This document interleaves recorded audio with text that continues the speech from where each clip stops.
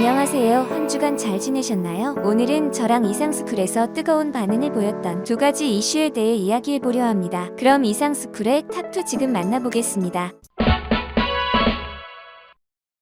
현재 우크라이나에서는 러시아와의 평화협정이 성사되기는 힘들다고 말하고 있습니다. 실제로 러시아군이 우크라이나 항구 도시 마리우폴의 시설 대부분을 장악했다는데요. 이에 미국은 무기 대여법인 렌드리스를 통과시켰으며 우크라이나에 8억 달러의 무기를 긴급 수혈하기로 했습니다. 또한 현재 서방 국가들은 한국에도 우크라이나에 무기를 제공하라고 주장하고 있습니다. 서방국들은 한국은 세계 최대 반열의 군사국가 중 하나이므로 이번 우크라이나 전쟁에 무기를 제공할 때라고 주장하는 것입니다. 이에 한국의 고심이 깊어지고 있다고 합니다.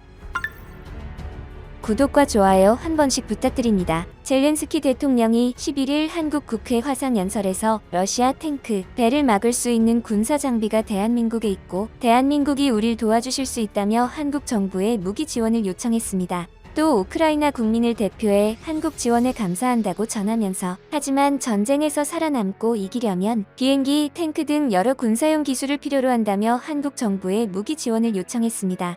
젤렌스키 대통령은 한국 또한 50년대 때 전쟁을 겪었고 수많은 민간인들이 목숨을 잃었지만 한국은 이겨냈다며 그때 국제사회가 많은 도움을 줬다고 말했습니다. 특히 우크라이나는 한국의 신궁과 같은 무기를 원한 것으로 보여집니다. 한국의 신궁은 휴대용 지대공 미사일이며 현궁은 휴대용 대전차 무기입니다. 우크라이나가 많은 무기들 중 신궁과 같은 무기를 원하는 것은 신궁과 비슷한 미국의 제블린으로 수많은 러시아 탱크를 막을 수 있었기 때문입니다. 미국 등 나토 소속 국가들도 러시아 침공 직후 우크라이나에 휴대용 대전차 지대공 유도 무기를 수천 기 이상 제공한 바 있습니다. 이 전력들은 개전 초기부터 지금까지 러시아의 대규모 전차와 전투기는 물론이고 병력을 저지하는 데 효과를 발휘하고 있습니다. 이에 한 소식통은 우크라이나가 한국에 무기를 요청한 것은 우크라이나가 최대한 많은 휴대용 대전차 지대공 무기를 확보해 러시아군의 추가 침공에 대비하려는 것이라고 전했습니다. 또한 레즈니코프 장관은 신궁과 천궁 이외에도 우크라이나군에게 당장 필요한 여러 종의 지상 무기들도 언급한 것으로 알려졌습니다. 요청사항에는 소총과 기관총, 수류탄과 같은 보병용 소화기도 포함됐을 것이라는 관측이 나옵니다. 하지만 한국 정부는 우크라이나의 요청을 거부한 것으로 밝혔습니다. 국방부 관계자는 11일 올렉시 레즈니코프 우크라이나 국방부 장관이 지난 8일 서욱 국방부 장관과의 전화통화에서 대공유도무기 체계 지원을 요청했다며 서 장관이 한국 정부의 살상무기 지원 불가 방침을 재확인하는 방식으로 우크라이나 요구를 거절했다고 밝혔습니다. 한국이 우크라이나 무기 지원을 거절하고 전문가들은 거절한 이유와 한국의 득과실을 따지기 시작하는 모습인데요. 일각에서는 현재 중국마저 러시아에 엄청난 무기 및 군사 지원을 안 하고 있는데 한국이 무기 지원을 하는 것은 곧 전쟁에 참전하는 것이나 다름없다는 것입니다. 특히 중국은 러시아와 우크라이나 사태 속에서 러시아의 자원을 흡수하며 그들의 노선을 가고 있는데 한국이 무기 지원을 하면 한국의 득이 될 게 없다는 것이죠. 그런데 한국으로서 무시할 수 없는 것이 서방 국가들의 압박입니다. 한국이 우크라이나에 무기 지원을 거절했는데 반해 한국은 아랍에미리트에 4조 원에 이르는 무기를 판매했다는 것입니다. 그렇게 돈이 많은 중동에서 미국의 무기가 아닌 한국의 무기를 구입한 데는 그 성능이 입증되었다는 것입니다. 그리고 현재 현궁과 같은 무기가 아랍에미리트보다 우크라이나에 필요한 것이 사실인데 왜 지원을 안 하느냐는 것인데요. 특히 다양한 첨단 기술이 적용된 신궁은 시험 사격을 통해 높은 명중률을 기록했습니다. 이는 미국의 스팅어와 러시아의 이글라를 훨씬 능가하는 명중률로 알려져 있습니다. 따라서 하루빨리 한국의 무기가 우크라이나에 지원되어야 한다는 것입니다. 그리고 현재 상황이 전쟁 초기와 달리 더욱 급박해졌다고 전문가들은 말합니다. 러시아가 생각대로 작전이 진행되지 않자 북한과 밀어를 한다는 주장이 알려졌고 그 가운데 러시아 국방장관이 북한을 방문해 군사 지원을 요청했다는 주장까지 나왔습니다. 우크라이나 매체인 TCH 보도에 따르면 세르게이 쇼이구 러시아 국방부 장관이 최근 북한을 찾아 군사 지원을 요청했다고 주장했습니다. 이에 전문가들은 북한이 그동안 러시아의 무기 기술을 수없이 전수받았을 것으로 보여 북한 입장에서는 거절할 수 없을 것으로 봤습니다. 따라서 우크라이나 입장에서는 전쟁 초기보다 확실히 난항으로 예상되는 가운데 한국의 무기가 그 어느 때보다 필요하다고 생각하는 것이죠. 심지어 현재 한국과도 끊임없는 소통을 하던 나토에서도 한국의 무기 지원을 압박하는 모습입니다. 현재 한국을 방문 중인 롯바워 나토 군사위원장은 우크라이나에 대한 무기 지원은 한국 정부가 결정할 사안이라고 밝혔습니다. 바워 위원장은 12일 주한 폴란드 대사관에서 열린 기자 간담회에서 이같이 밝힌 뒤 전날 서욱 국방부 장관과 원인철 합참의장을 만난 자리에서 관련 논의를 했다면서 한국 정부의 공식 입장은 지금은 비살상용 지원만 한다는 것이라고 전했습니다.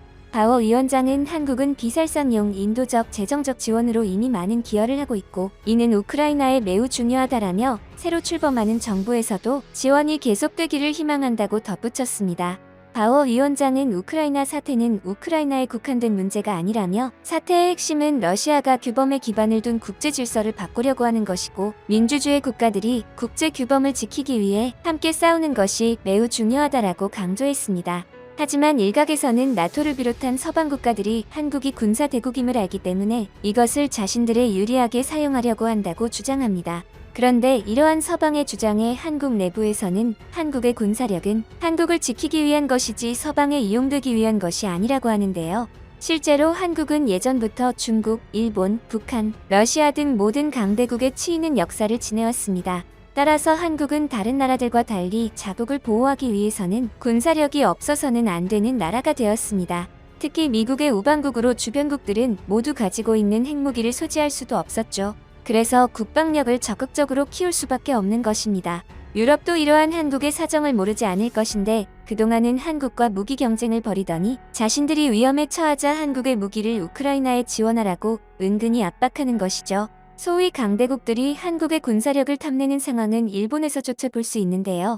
일본 전 부장관보 가네아라는 한국에 대해 민주주의 국가이면서 60만 명의 병력을 보유한 군사 대국이라며 일본으로서는 쿼드 플러스 알파에 한국을 끌어들여야 한다라고 주장해 파장을 일으켰습니다. 일본뿐 아니라 대만도 방송에서 유사시 한국은 미국의 우방국이므로 한국군을 지원해야 한다고 주장했습니다.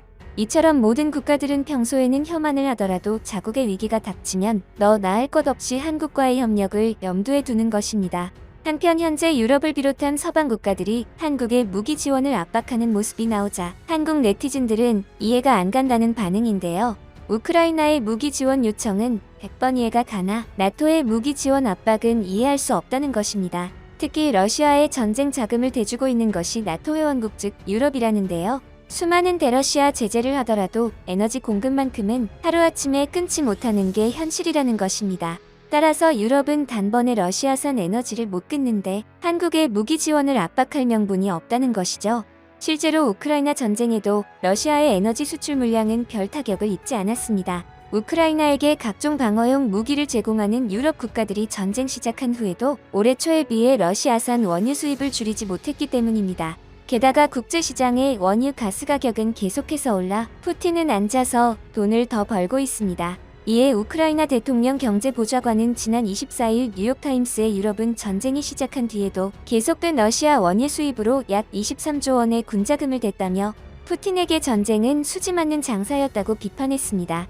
특히 유럽이 비판받는 이유는 미국에서 트럼프 재임 시절 당시부터 에너지 다변화를 하라고 충고했는데도 유럽은 러시아산 에너지 비중을 더 늘렸습니다. 독일은 심지어 노르트 스트림 2까지 완성했죠. 따라서 현재 한국 네티즌들은 유럽이 한국의 무기 지원을 압박하는 것은 선을 넘는 행동이라고 주장하고 있습니다. 한편 러시아의 군사행동은 당연히 잘못된 행동이지만 그렇다고 한국이 우크라이나에 무기 지원을 해 참전하는 모양이 연출되면 한국도 더 이상 안전할 수 없다는 게 전문가들의 의견입니다. 한국 입장에서는 중국, 북한, 일본, 러시아 모두를 경계해야 하는데 이때 우크라이나에 무기를 지원하면 러시아가 한국에 무력 경고를 행할 수 있으며 최악은 북한이 러시아를 도와주고 러시아가 북한을 도와주는 것이라고 말했습니다. 따라서 한국은 한국의 안보를 지키기도 바쁜데 한국군의 첨단 무기를 우크라이나에 지원한다는 것이 현실적으로 어려우며 만약 한국의 무기 지원으로 러시아가 예민해져 한국의 안보가 더욱 불안해질 수 있다는 것입니다.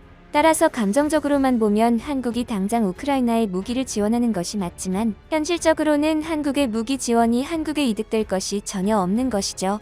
그리고 한국을 비롯해 군사대국들이 알아야 할 사실 중 하나가 거의 모든 첨단 무기에 러시아의 기술이 조금이라도 안 들어간 무기는 거의 없다는 것입니다. 따라서 러시아가 더욱 궁지에 몰려 역제재를 가한다면 대부분의 첨단 무기들의 미래가 어떻게 될지는 아무도 장담할 수 없는 상황입니다. 앞으로 국제정세가 어떤 국면을 맞을지 한치 앞을 내다볼 수 없는 현재 국가 안보를 위해서 아주 현명한 선택이 필요해 보입니다. 오늘 영상도 시청해주셔서 감사드리며 내일 다시 찾아오겠습니다. 현재 일본의 오키나와에는 류큐 왕족이 있었습니다. 류큐는 조선을 사랑하는 독립왕국이었습니다. 류큐는 지리 역사적 풍토의 특수성에 조성된 고유한 전통과 문화적 배경을 가지고 있었던 아름답고 풍요로운 해상왕국이었습니다. 하지만 일본은 이런 류큐 왕국에 만행을 저지르기 시작했습니다. 그래서인지 류큐 왕국은 일본이 된 것을 인정하지 않으며 아직까지 독립의 염원을 품고 있다고 합니다. 특히 그동안 참고 있던 류큐 왕국은 이번에 다시 한번 독립의지를 드러냈습니다. 다른 때와 마찬가지로 일본은 독립의지를 저지하려 했지만 생각보다 강한 독립의지에 당황하고 있다는데요. 과연 어떻게 된 일인지 자세히 알아보겠습니다. 구독과 좋아요 한 번씩 부탁드립니다. 일본 오키나와현에 있던 옛 독립왕국 류큐 왕조의 후손 등이 옛 교토대 인류학자가 가져간 조상의 유고를 돌려달라며 대학 측을 상대로 소송을 제기했습니다. 아사히 신문에 따르면 류큐 왕조의 후손이 포함된 원고 5명은 교토대가 오키나와현 나킨진 손에 있는 조상의 묘에서 연구 목적으로 가져간 최소한 26명분의 유고를 돌려달라는 소송을 교토지방법원에 제기했습니다. 이에 원고 측 변호인단은 류큐 민족의 유골 반환 소송은 처음이라고 밝혔습니다. 류큐 민족의 유고를 가져간 이유를 들어보면 상당히 당황스러운데요. 교토제대 의과대학의 가나세키 다케오 교수가 1929년 매장 유고를 조사해 일본인의 내력을 연구한다는 명목으로 가져갔다고 알려졌습니다. 그 어느 누가 민족 조상의 유고를 연구 명목으로 사용할 수 있을까요? 이에 경찰과 행정당국에 반추러가는 받았지만 지역 주민의 동의를 받지 않았다고 주장하고 있습니다. 원고 측은 작년 봄 이후 교토대의 유골 보관 상태를 문의하고 답변을 요구했으나 교토대 측은 문의와 요청에 응할 수 없다고 회신한 것으로 전해졌습니다. 마스시마 교수는 류큐인에게 유골은 사자의 영혼 그 자체라고 지적하고 신앙을 지키기 위해 반환이 필요하다고 강조했습니다. 하지만 교토대 홍보실 측은 제소에 관한 논평은 자제하겠다. 소장품은 순차적으로 조사하고 있지만 정확히 파악하는 데는 시간이 걸리며 개별 문의에는 응하기 어렵다고 밝혔습니다. 그런데 결국 일본 교토지방법원은 일본의 손을 들어줬습니다. 유골 반환이 어렵다는 것이죠. 이에 류큐인들은 일본의 일방적 태도에 분노하기 시작했습니다. 심지어 유고를 가져간 가나세키 다케오 교수는 가져간 유고를 연구하여 의학 박사 학위를 받아 논란은 더 거세졌습니다. 그리고 다케오 교수는 의학 박사 취득 후 대만의 타이베이제 대학으로 연구실을 옮겼습니다. 결국 류큐인들은 자신들의 조상의 유고를 외국에 뺏기는 것을 지켜볼 수밖에 없었습니다. 그런데 일본 법원에서는 류큐 민족에게 반환할 수 없다는 판결을 대만의 타이베이제 대학이 뒤집었는데요. 유고를 가져간 가나세키 교수가 후일 근무했던 옛 타이베이제대는 가나세키 교수가 오키나와현에서 가져간 63명의 두개골을 돌려주겠다는 판결을 한 것입니다. 아이러니하게도 류큐 민족과 피가 섞인 일본은 유고를 돌려주지 않았는데 대만에서는 인도적 차원만으로 유고를 반환해야 한다고 한 것입니다. 이에 류큐인들은 분노에 독립의 목소리를 다시 내기 시작했습니다. 류큐 왕국은 일본과 달리 독자적인 언어와 문화, 풍습을 지닌 독립국가였습니다. 하지만 일본인들은 류큐 왕국, 즉 오키나와를 항상 이용해왔는데요. 오키나와에 남은 대표적 상처는 제2차 세계대전 막바지의 오키나와 전투입니다. 당시 일본 본토인들에게 오키나와인들은 일본인이라기보단 타인이었습니다. 따라서 오키나와인들의 재산이나 생명은 본토인들의 것보다 하찮게 여겨졌는데요. 일본군은 태평양 전쟁 말기 1945년 종전교섭을 앞두고 일왕을 보호할 시간을 벌고 부족한 병력을 채우고 미군의 일본 본토 진공을 하루라도 늦추기 위해 오키나와를 방패로 삼았습니다. 오키나와 주민을 일본 본토의 시간 끌기에 총동원한 것입니다.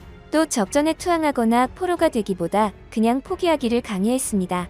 미군의 승리로 끝난 전투에서 오키나와는 당시 인구의 3분의 1에 달하는 12만 명이 희생되는 막대한 피해를 입었습니다. 이후 전쟁이 끝나고 일본은 또 한 번 오키나와를 버렸습니다. 도쿄 전범재판이 진행되던 1947년 9월 히로히토 일왕이 전쟁 책임을 면하기 위해 오키나와를 미군에 장기 계약 형식으로 넘기겠다고 약속한 것입니다. 1975년 현재의 아키히토 일왕이 왕세자 신분으로 오키나와를 찾자 이에 오키나와인들은 분노했습니다. 일본의 오키나와를 차별하는 역사는 먼 이야기가 아니고 지금도 계속되고 있는데요. 앞서 1972년 오키나와는 일본으로 다시 복귀됐습니다. 하지만 현재까지도 오키나와는 본토로부터 이용되고 있는 식민지적 성격을 갖고 있습니다. 일본 전체 국토 면적의 0.6%에 불과한 오키나와엔 아직도 주일 미군 기지의 75%가 집중돼 있습니다. 오키나와는 미군 주둔에 따른 안보상 이익은 일본 전체가 누리면서 부담은 오키나와가 지고 있다는 피해 의식이 높은데요. 이에 오키나와인들은 이따금 이 같은 현실을 다시금 깨닫고 본토인들로부터 차별받고 있다고 강조하고 있습니다.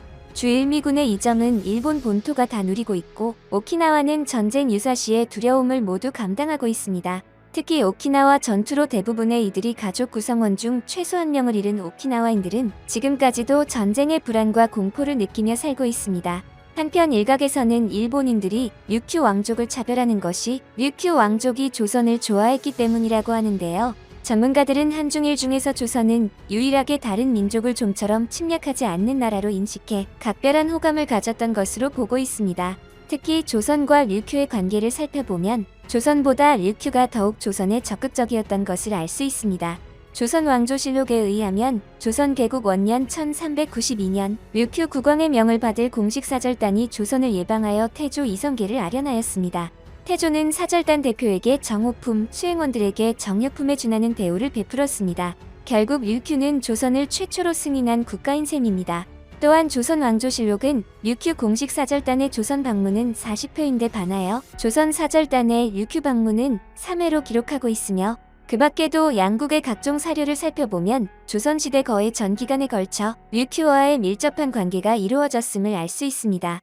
류큐가 조선을 좋아했던 흔적은 류큐의 국기에서도 볼 수 있는데요. 태극 문양과 상당히 흡사한 모습인 것을 알 수 있습니다. 따라서 일본이 류큐 왕국을 식민지화한 데는 조공 무역들의 많은 이유가 있지만 조선을 가까이 했던 이유가 있을 것이라는 주장입니다. 그런데 오키나와인들의 순환은 일본에서만 그치지 않았습니다.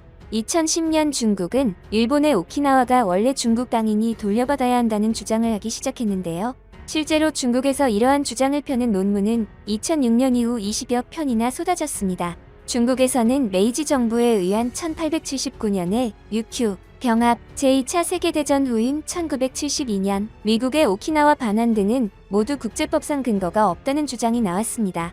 이처럼 일본과 중국이 말이 안 되는 소리를 하는 사이에 류큐 왕실의 후손이자 한국의 핏줄을 이어받은 쇼 마모루가 류큐의 독립의지를 불태우기 시작했습니다. 이에 류큐 전역에서 독립의 의지가 거세졌고 쇼 마모루를 지도자로 삼아 독립하자는 주장이 나왔습니다. 과거 영광을 누렸던 해상왕국의 영광을 되찾고 일본의 총리니 일왕이 아닌 류큐의 지도자를 뽑아 독립을 이루겠다는 것인데요. 어느 때보다 거센 독립 의지의 일본인들은 중국의 주장을 빌미삼아 류큐인들은 독립국이 아니라 중국의 뜻을 받은 민족이라고 주장하며 독립 의지를 거꾸려하고 있습니다. 그러나 일본이 자신들이 스스로 신뢰를 깨버리는 사건이 일어났는데요. 바로 오키나와에 위치한 후텐마 비행장 이전 합의였습니다. 일본은 후텐마 기지를 해놓고 매립지로 이전하기로 예전에 결정했지만 아직까지 이전을 하지 않고 있습니다. 전문가들은 후텐마 기지의 이전 시기를 2030년대로 보고 있는데요. 문제는 이전하기로 예정된 해놓고 매립 방법은 오키나와인들의 반대 의견이 70% 이상에 육박합니다. 이처럼 엄청난 반대에도 후텐마 기지를 해놓고로 이전한다는 미일 정부의 의지는 확고한데요.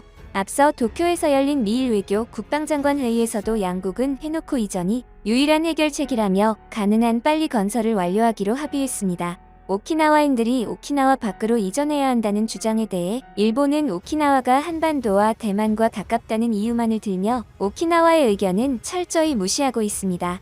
일본이 오키나와의 의견을 철저히 무시하는 일들이 반복되자 류큐인들의 독립의지는 더욱 적극적인 자세로 바뀌게 되었는데요.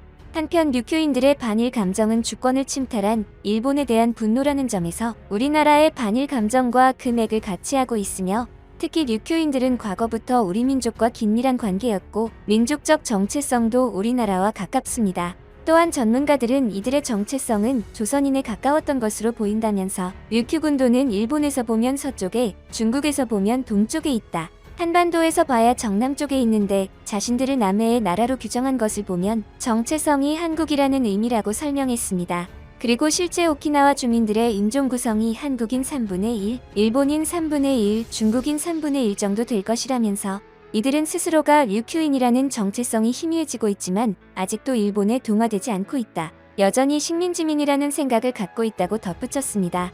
오늘 영상도 시청해주셔서 감사드리며 내일 다시 찾아오겠습니다.